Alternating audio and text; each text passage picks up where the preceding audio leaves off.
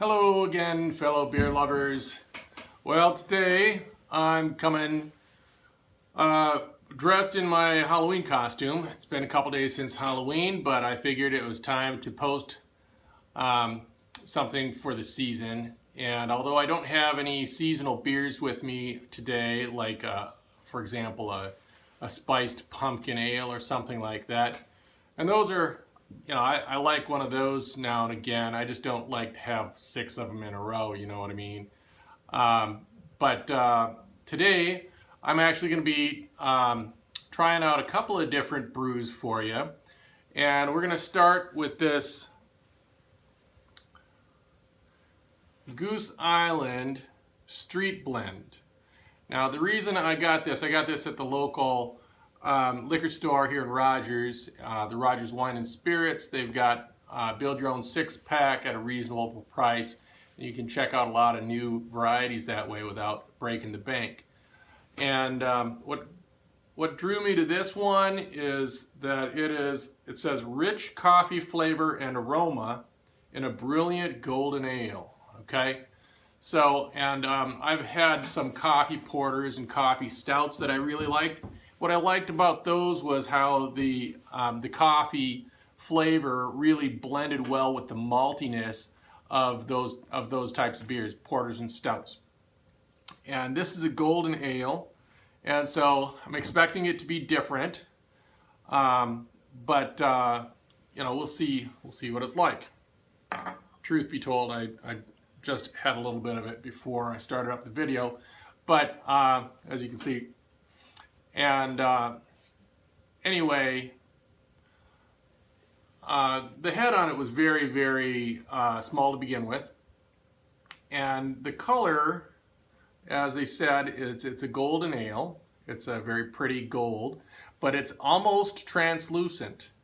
So, you'd expect that to be not really what you'd call full-bodied. It's not, you're not expecting there to be tons of, you're expecting it to be kind of a lighter beer, okay? So anyway, I'll try that out for you.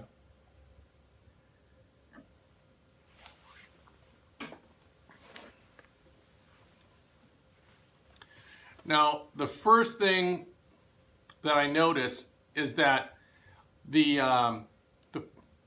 flavor, if I were being given a blind taste test on this, I would never ever guess that this has coffee in it.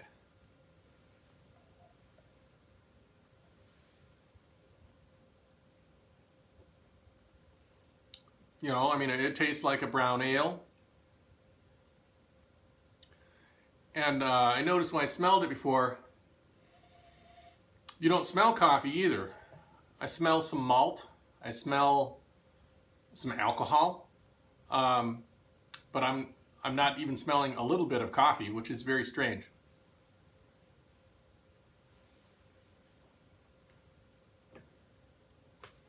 As brown ales go, or golden ales go, I think it's decent, it's good, it's tasty.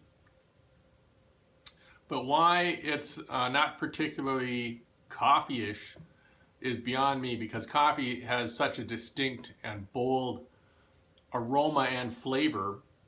It's beyond me why it's not apparent in this coffee beer. So anyway, that's a Goose Fulton Street Blend. Maybe you try it out and you'd think different. If so, put your comments on the page.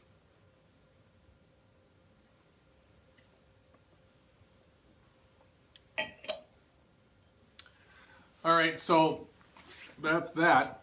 Now, I have with me a few chalices, and actually my friend Ekram, who lives in Istanbul, Turkey, commented on my page recently that he'd like me to go through more of the different glasses and glass types in my collection and describe them and explain them. So I've got all of my chalices out today, and I'll show you them one by one.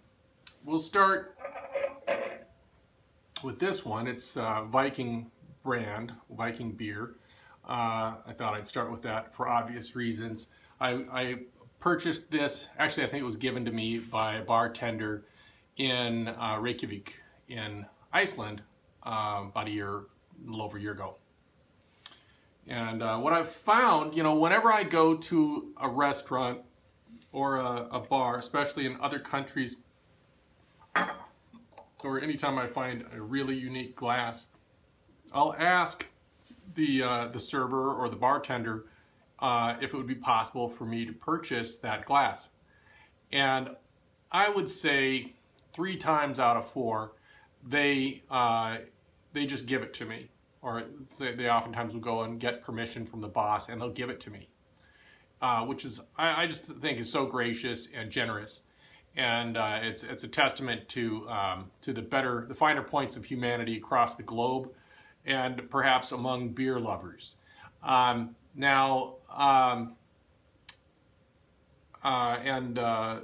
other quarter of the time, almost, they're willing to sell. They're willing to sell it. Okay.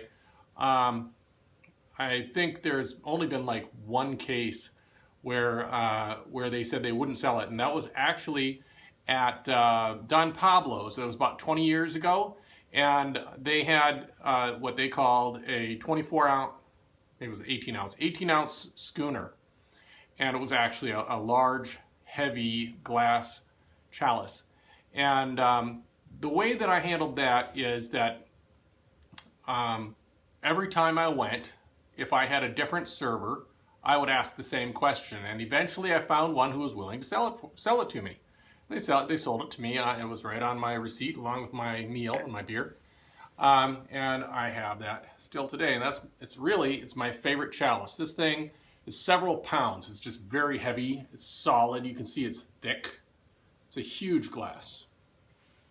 You know, it's a thing of beauty. And I guess I'll go ahead and pour the next beer into the chalice. All right. The next beer here. It's called Golden Road Tart Mango Cart Mango Wheat Ale.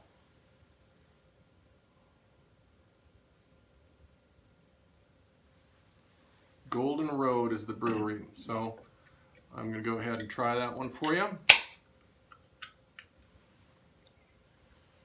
In a chalice fit for a Viking warlord.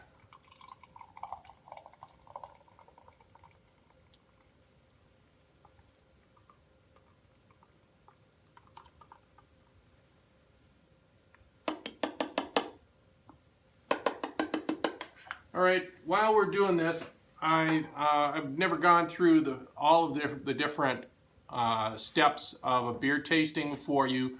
I mean, I haven't described exactly what they are. The first is the pour, and you evaluate the appearance of the beer. Okay, so initially you're looking for color as well as density of any kind of particulate, as well as the head. Now you can see this poured with just a tiny bit of head, and it almost immediately dissipated. Okay, and as far as the appearance of the color is concerned, you know, I mean, it looks, now it's a mango beer, and not surprisingly, it's colored like a mango. You know, it could be almost a pear or apricot color. It's mango. So after the appearance, you evaluate the smell or the aroma. And it's got very, very, very strong aroma. I hate to say this, but the aroma is it's almost like cat urine. It's you know, it's a very strong pine. You know, the funny thing is, I have a wine wheel and I've got a beer wheel that has all of the different flavors or the notes and how to describe them. And some of the descriptions are very unappealing or unappetizing or negative, like burnt rubber or Band-Aid or I don't know, other nasty things. I'll have to pull those out for you and do those at another time because we're already getting pretty long here. But yeah. Cat urine, that's what I hadn't anticipated, but there you go. Hopefully it tastes better than it smells. I sure hope.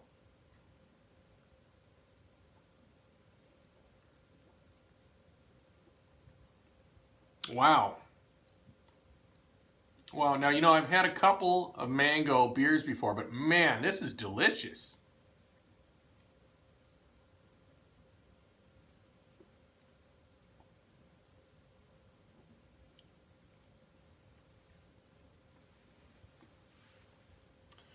I guess I would characterize it as, you know, a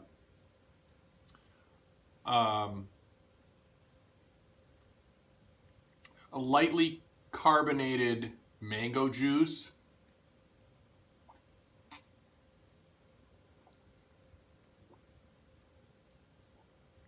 It's very crisp, very refreshing.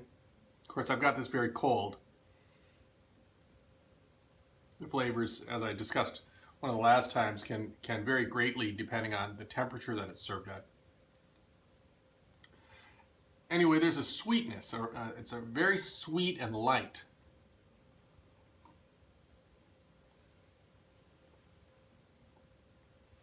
Wow, I'm very, very pleasantly surprised. It's delicious. A delicious beer, really, really a delicious beer. I would be happy to serve this to my guests. Speaking of which, you'll notice there's an empty chair here right next to me. That one's for you, okay? That's why it's there. It's the empty chair for my guest in the audience, out there in the ether, in the ether sphere, as the Russians would say.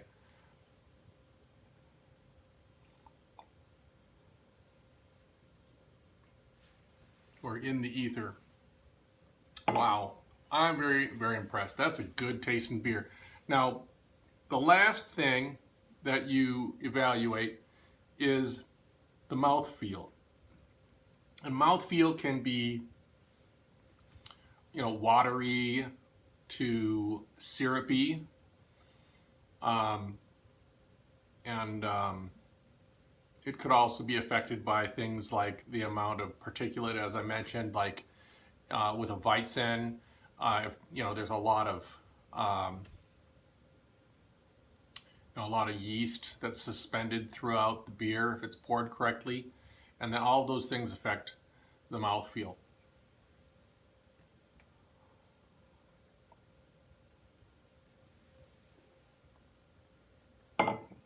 You know, you're definitely going to want to try one of these. Golden Road Tart Mango Cart, Mango Wheat Ale.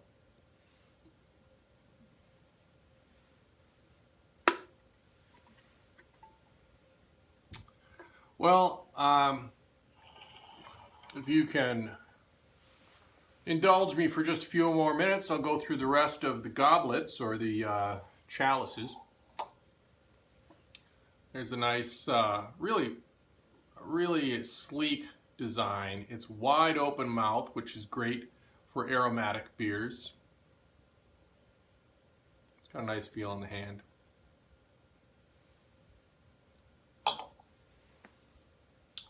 And then this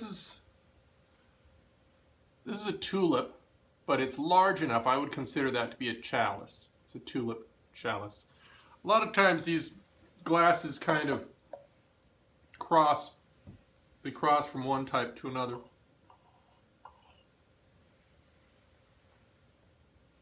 And here's another fluted, or you know, almost a tulip. I guess it's not really a tulip, but it's a nice stemmed beer glass that opens up wide.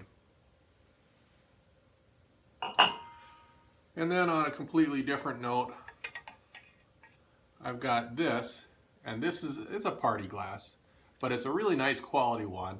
It's got a rubber strap that goes around it, and it's very sturdy, and this can be suspended around your neck.